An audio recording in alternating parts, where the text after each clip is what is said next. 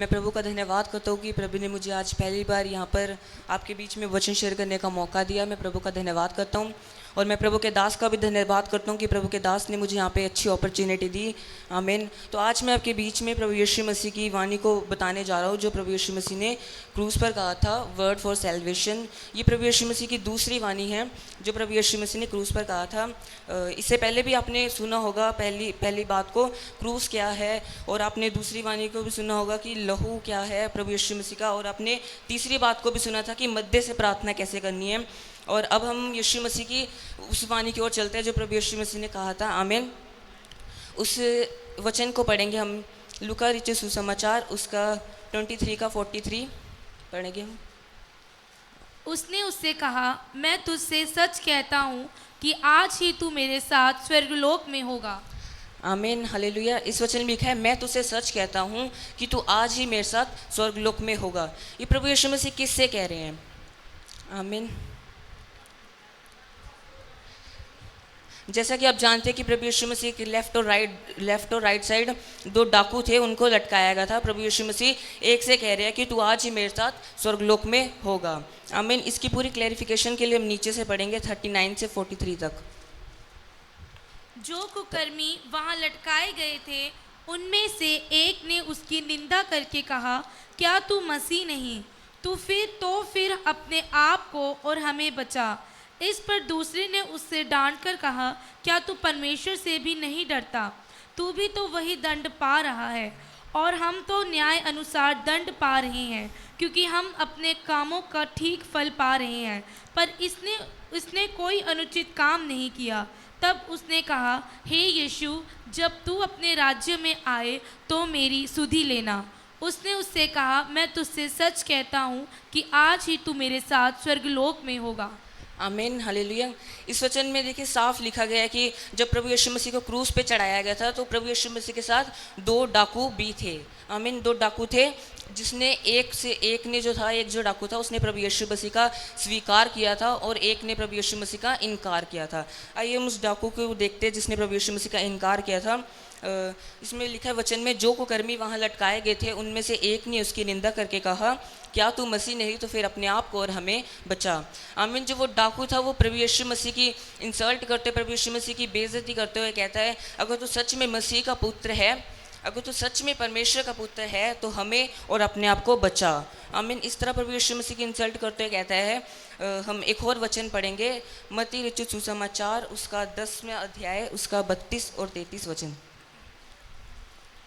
जो कोई मनुष्य के सामने मुझे मान लेगा उसे मैं भी अपने स्वर्ग पिता के सामने मान लूँगा, पर जो कोई मनुष्य के सामने मेरा इनकार करेगा उससे मैं भी अपने स्वर्ग पिता के सामने इनकार करूँगा। आमीन। इस वचन में लिखा है, जो कोई मनुष्य के सामने मुझे मान लेगा उसे मैं भी अपने स्वर्गीय पिता के सामने मान लूँगा।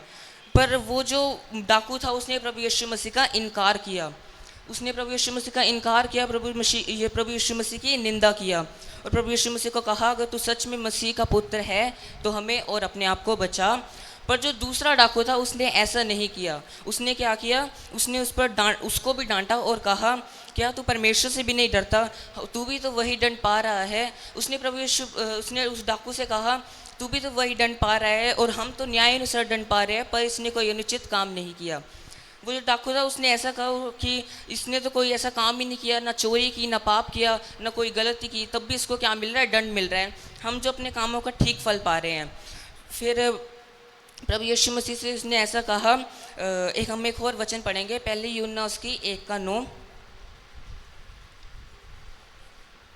यदि हम अपने पापों को मान लें तो वे हमारे पापों को क्षमा करने और हमें सब अधर्म से शुद्ध करने में विश्वास योग्य और धर्मी है। आमीन, हालेलुया। इस वचन में लिखा है, अगर हम अपने पापों को मान ले तो हमें पापों से क्षमा करने में विश्वास योग्य धर्मी है। इसी तरह ये जो डाकू था दूसरा, उसने क्या किया? अपने पापों को माना, अपनी गलतियों को माना और प्रभु यीशु मसीह से कहा कि जो मैंने किया है गलत है। उसने अपने पापों को माफ़ किया और प्रभु यीशु मसीह से कहा, हे यीशु, जब तू अपने राज्य में आए तो मेरी सुधि लेना। आमीन। यीशु मसीह से वो कहने लगा कि जब प्रभु जी आप अपने राज्य में आए तो मेरी सुधि लेना। इस प्रकार जो दूसरा डाकू था उसने ऐसा कहकर प्रभु यीशु मसीह से कहा, पर जो दूसरा डाकू था, पहला डाकू था, उसने प्रभु यीशु मसीह का इनकार किया। जिस तरह मैंने आपको पहले भी बताया था, इनकार करते हुए प्रभु यीशु मसीह की बेइज्जती की। पर इसने, जो दूसरा डाकू था, उसने प्रभु यीशु मसीह को अंगीकार किया। आमीन। और प्रभु यीशु मसीह ने उसने आखिर में क्या कहा, मैं तुझसे सच कहता हूँ कि तू आज ही मेरे साथ स्वर्गलोक में होगा। आमीन। प्रभु यीशु मसीह उस डाकू से क्या कहते हैं कि तू आज ही मेरे साथ स्वर्गलोक में होगा। हमारे बीच में भी इसी प्रकार से दो प्रकार के लोग होते हैं, एक होते हैं विश्वासी और एक होते हैं अविश्वासी। अविश्वासी लोग जो होते हैं वो प्रभु यीशु मसीह का अपमान करते हैं, प्रभु यीशु मसीह का निंदा करते हैं, प्रभु यीशु मसीह की बेइज्जती करते हैं। और वो जो लोग प्रार्थना करते हैं प्रभु यीशु मसीह के, उनको भी तंग करते हैं, जैसा कि आपको पता ही है। और जो विश्वासी होते हैं वो अपनी गलतियों को मानते हैं, वे अपने पापों को मानते हैं, और वो प्रभु यीशु मसीह का क्या करते हैं, अंगीकार करते हैं। आमीन। हम प्रभु भी हमसे यही कहना चाहते हैं। इसी तरह मैं आपको एक छोटा सी बात कहना चाहता हूँ कि प्रभु भी हमसे यही कहते हैं, अगर आज हम अपने पापों को माने, अपनी गलतियों को माने, तो प्रभु यीशु मसीह मुझसे और आज आपसे कह रहे हैं कि आज तू मेरे साथ स्वर्गलोक में होगा। आमीन। प्रभु यीशु मसीह हमसे ये इतना कहते हैं कि अगर हम अपने पापों को, अपनी गलतियों को माने, तो वह हमें सब अधर्म से शुद्ध करने में विश्वास योग्य धर्मी है। आमीन। हालेलुया। प्रभु आपको इस वचन से आशीष करे।